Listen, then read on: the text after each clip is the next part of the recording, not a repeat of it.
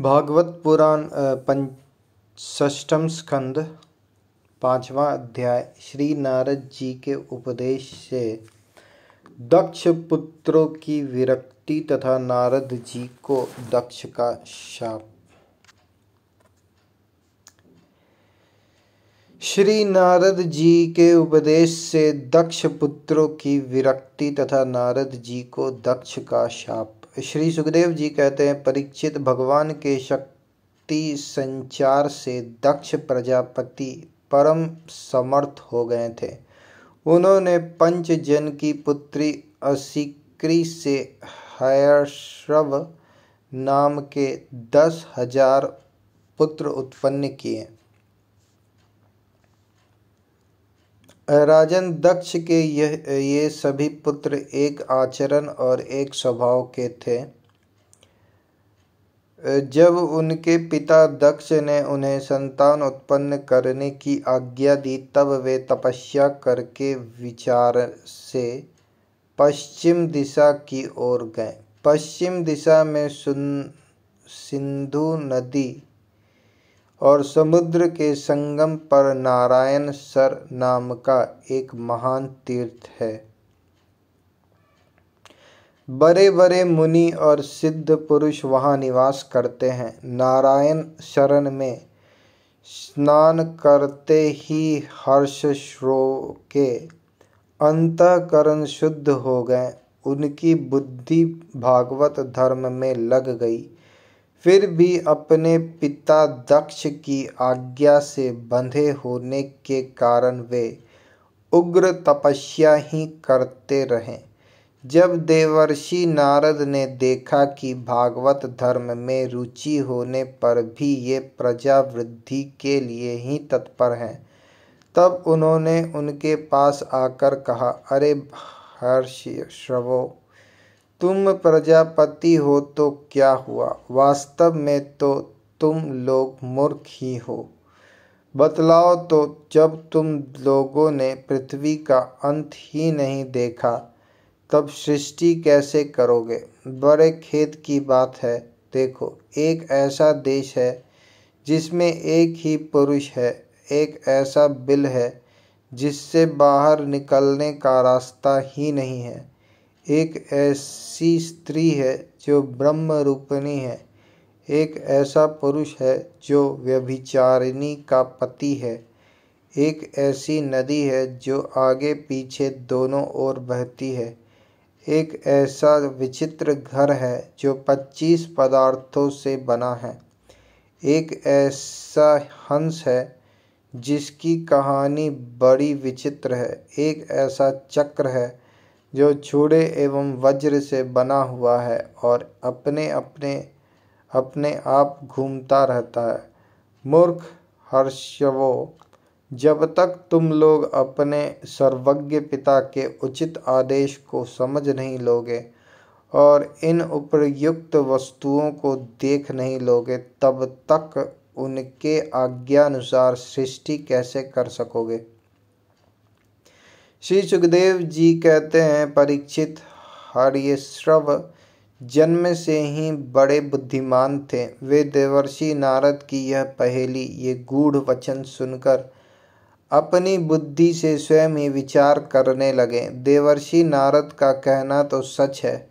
यह लिंग शरीर ही, जिसे साधारणतः जीव कहते हैं, पृथ्वी है और यही आत्मा का देवर्षि नारद का कहना तो सच है। यह लिंग शरीर ही, जिसे साधारणतः जीव कहते हैं, पृथ्वी है और यही आत्मा का अनादि बंधन है। इसका अंत विनाश देखे बिना मोक्ष के अनुपयोगी कर्मों में लगे रहने से क्या लाभ है? सचमुच ईश्वर एक ही है। वह जागृत आदि तीनों अवस्थाओं और उनके अभिमानियों से भिन्न उनका साक्षी तुर्य है। वही सबका आश्रय है, परंतु उसका आश्रय कोई नहीं है। वही भगवान है। उस प्रकृति आदि से अतीत नित्य मुक्त परमात्मा को देखे बिना भगवान के प्रति असमर्पित कर्मों से जीवों को क्या लाभ है। जैसे मनुष्य बिल रूप पाताल में प्रवेश करके वहां से नहीं लौट पाता, वैसे ही जीव जिसको प्राप्त होकर फिर संसार में नहीं लौटता, जो स्वयं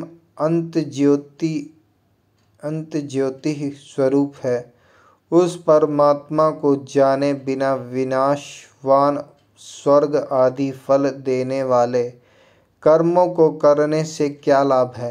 यह अपनी बुद्धि ही बहुरूपिणी और सत्व रज आदि गुणों को धारण करने वाली व्यभिचारिणी स्त्री के समान है। इस जीवन में इसका अंत जाने बिना, विवेक प्राप्त किए बिना अशांति को अधिकाधिक बढ़ाने वाले कर्म करने का प्रयोजन ही क्या है। यह बुद्धि कुलटा स्त्री के समान है। इसके संग से जीव रूप पुरुष का ऐश्वर्य, इसकी स्वतंत्रता नष्ट हो गई है। इसी के पीछे पीछे वह कुलटा स्त्री के पति की भांति न जाने कहाँ कहाँ भटक रहा है। इसकी विभिन्न गतियों चालों को जाने बिना ही विवेक रहित कर्मों से क्या सिद्धि मिलेगी। माया ही दोनों ओर बहने वाली नदी है। यह सृष्टि भी करती है और प्रलय भी। जो लोग इससे निकलने के लिए तपस्या विद्या आदि तट का सहारा लेने लगते हैं, उन्हें रोकने के लिए क्रोध अहंकार आदि के रूप में वह और भी वेग से बहने लगती है। जो पुरुष उसके वेग से विवश एवं अनभिज्ञ है, वह मायिक कर्मों से क्या लाभ उठावेगा। ये 25 तत्व एक ही अद्भुत घर है। पुरुष उसका आश्रयमय आश्रय है। वही समस्त कारणात्मक जगत का अधिष्ठाता है। यह बात न जानकर सच्चा स्वातंत्र्य प्राप्त किए बिना झूठी स्वतंत्रता से किए जाने वाले कर्म व्यर्थ ही हैं। भगवान का स्वरूप बतलाने वाला शास्त्र हंस के समान नीर क्षीर विवेकी है।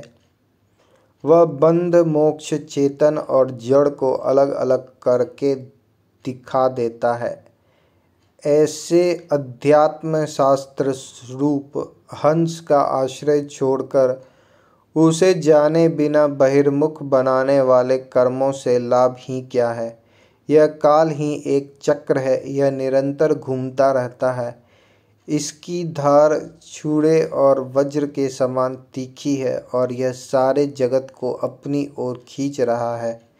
इसको रोकने वाला कोई नहीं। यह परम स्वतंत्र है। यह बात न जानकर कर्मों के फल को नित्य समझकर जो लोग सकाम भाव से उनका अनुष्ठान करते हैं, उन्हें उन अनित्य कर्मों से क्या लाभ होगा। शास्त्र ही पिता है, क्योंकि दूसरा जन्म शास्त्र के द्वारा ही होता है और उसका आदेश कर्मों में लगना नहीं, उनसे निवृत्त होना है।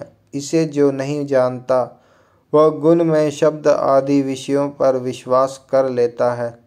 अब वह कर्मों से निवृत्त होने की आज्ञा का पालन भला कैसे कर सकता है। परीक्षित हर्षश्रवों ने एक मत से यह निश्चय किया और नारद जी की परिक्रमा करके वे उस मोक्ष पथ के पथिक बन गए जिस पर चलकर फिर लौटना नहीं पड़ता। इसके बाद देवर्षि नारद स्वर ब्रह्म में संगीत लहरी में अभिव्यक्त हुए भगवान श्री कृष्णचंद्र के चरण कमलों में अपने चित्त को अखंड रूप से स्थिर करके लोकांतर में विचरने लगे। परीक्षित, जब दक्ष प्रजापति को मालूम हुआ कि मेरे शीलवान पुत्र नारद के उपदेश से कर्तव्यच्युत हो गए हैं, तब वे शोक से व्याकुल हो गए। उन्हें बड़ा पश्चाताप हुआ। सचमुच अच्छी संतान का होना भी शोक का ही कारण है। ब्रह्मा जी ने दक्ष प्रजापति को बड़ी सांत्वना दी। तब उन्होंने पंचजन नंदिनी असिक्री के गर्भ से 1000 पुत्र और उत्पन्न किए। उनका नाम था शबलाक्ष। वे भी अपने पिता दक्ष प्रजापति की आज्ञा पाकर प्रजा की सृष्टि के उद्देश्य से तप करने के लिए उसी नारायण सरोवर पर गए, जहाँ जाकर उनके बड़े भाइयों ने सिद्धि प्राप्त की थी। सबलाश्रवों ने वहाँ जाकर उस सरोवर में स्नान किया। स्नान मात्र से ही उनके अंतःकरण के सारे मल धुल गए। अब वे पर ब्रह्म स्वरूप प्रणव का जप करते हुए महान तपस्या में लग गए। कुछ महीनों तक केवल जल और कुछ महीनों तक केवल हवा पी कर ही उन्होंने हमें नमस्कार पूर्वक ओंकार स्वरूप भगवान नारायण का ध्यान करते हैं, जो विशुद्ध चित्त में निवास करते हैं, सबके अंतर्यामी हैं तथा सर्वव्यापक एवं परमहंस स्वरूप है। इस मंत्र का अभ्यास करते हुए मंत्राधिपति भगवान की आराधना की। ओम नमो नारायणाय पुरुषाय महात्मने विशुद्ध सत्व भीष्मनाय महाहंसाय धीमहि। परीक्षित, इस प्रकार दक्ष के पुत्र शबलाश्रव प्रजा सृष्टि के लिए तपस्या में संलग्न थे। उनके पास भी देवर्षि नारद आए और उन्होंने पहले के समान ही कूट वचन कहे। उन्होंने कहा, दक्ष प्रजापति के पुत्रों, मैं तुम लोगों को जो उपदेश देता हूँ उसे सुनो। तुम लोग तो अपने भाइयों से बड़ा प्रेम करते हो, इसलिए उनके मार्ग को अनुसंधान करो। जो धर्मज्ञ भाई अपने बड़े भाइयों के श्रेष्ठ मार्ग का अनुसरण करता है, वही सच्चा भाई है। वह पुण्यवान पुरुष परलोक में मरुदगणों के साथ आनंद भोगता है। परीक्षित, शबलाश्रवों को इस प्रकार उपदेश देकर देवर्षि नारद वहाँ से चले गए और उन लोगों ने भी अपने भाइयों के मार्ग का ही अनुगमन किया, क्योंकि नारद जी का दर्शन कभी व्यर्थ नहीं जाता। वे उस पथ के पथिक बने जो अंतर्मुखी वृत्ति से प्राप्त होने योग्य, अत्यंत सुंदर और भगवत प्राप्ति के अनुकूल हैं। वे बीती हुई रात्रियों के समान ना तो उस मार्ग से अब तक लौटे हैं और ना आगे लौटेंगे ही। दक्ष प्रजापति ने देखा कि आजकल बहुत से अशकुन हो रहे हैं। उनके चित्त में पुत्रों के अनिष्ट की आशंका हो आई। इतने में ही उन्हें मालूम हुआ कि पहले की भांति अब की बार भी नारद जी ने मेरे पुत्रों को चौपट कर दिया। उन्हें अपने पुत्रों की कर्तव्य च्युति से बड़ा शोक हुआ और वे नारद जी पर बड़े क्रोधित हुए। उनके मिलने पर क्रोध के मारे दक्ष प्रजापति के होठ फड़कने लगे और वे आवेश में भड़कर नारद जी से बोले। दक्ष प्रजापति ने कहा, ओ दुष्ट, तुमने झूठ मूठ साधुओं का बाना पहन रखा है। हमारे भोले भाले बालकों को भिक्षुकों का मार्ग दिखाकर तुमने हमारा बड़ा अपकार किया है। अभी उन्होंने ब्रह्मचर्य से ऋषि ऋण, यज्ञ से देव ऋण और पुत्रोत्पत्ति से पितृ ऋण नहीं उतारा था।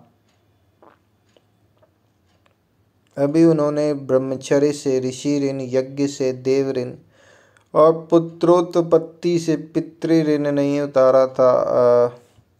उन्हें अभी कर्म फल की नश्वरता के संबंध में भी कुछ विचार नहीं था। परंतु पापात्मन, तुमने उनके दोनों लोकों का सुख चौपट कर दिया। सचमुच तुम्हारे हृदय में दया का नाम भी नहीं है। तुम इस प्रकार बच्चों की बुद्धि बिगाड़ते फिरते हो। तुमने भगवान के पार्षदों में रहकर उनकी कीर्ति में कलंक ही लगाया। सचमुच तुम बड़े निर्लज हो। मैं जानता हूँ कि भगवान के पार्षद सदा सर्वदा दुखी प्राणियों पर दया करने के लिए व्यग्र रहते हैं, परंतु तुम प्रेम भावना का विनाश करने वाले हो। तुम उन लोगों से भी वैर करते हो जो किसी से वैर नहीं करते।